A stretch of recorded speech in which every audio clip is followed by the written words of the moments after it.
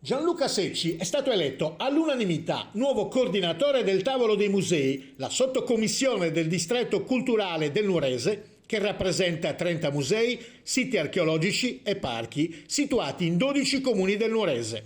Dorgalese, classe 1989 e una laurea in ingegneria, Gianluca Secci è cofondatore del Parco Museo Saba Frisca di Dorgali. Fin dal 2005 è impegnato nell'allestimento degli spazi espositivi e attualmente amministratore della cooperativa che si occupa della valorizzazione della struttura museale.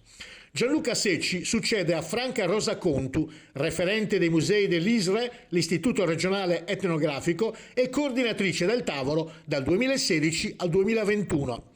Sono onorato della nomina a coordinatore e della fiducia manifestata nei miei confronti dei rappresentanti dei luoghi della cultura del Nuorese, ha detto Gianluca Secci. Ho sempre creduto nel lavoro svolto in questi anni dal distretto e il compito che sono chiamato a svolgere sarà facilitato dal fatto di operare all'interno di un gruppo coeso composto da veri professionisti del settore.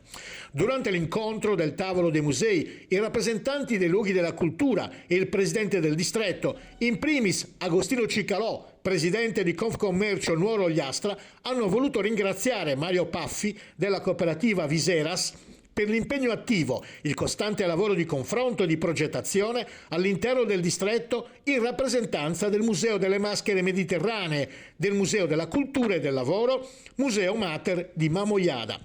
Il 2022 si preannuncia un anno ricco di progetti importanti per il distretto, in particolar modo per tutte le realtà che si occupano della valorizzazione del patrimonio artistico, storico, culturale e naturalistico. Un nuovo portale web, un'app innovativa e una guida cartacea di nuova concezione accompagneranno residenti e turisti alla scoperta di luoghi, eventi, personaggi, itinerari e servizi dei paesi del distretto.